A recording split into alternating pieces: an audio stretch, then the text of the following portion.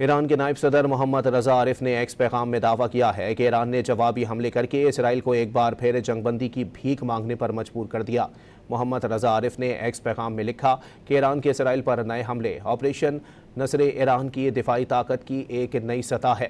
ایران جنگ نہیں چاہتا لیکن اپنے دفاع اور وقار کے تحفظ کے لیے کسی بھی اقدام سے گریز نہیں کرے گا۔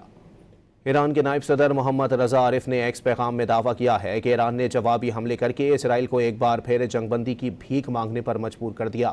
محمد رضا عارف نے ایکس پیغام میں لکھا کہ ایران کے اسرائیل پر نئے حملے آپریشن نصر ایران کی دفاعی طاقت کی ایک نئی سطح ہے۔ ایران جنگ نہیں چاہتا لیکن اپنے دفاع اور وقار کے تحفظ کے لیے کسی بھی اقدام سے گریز نہیں کرے گا۔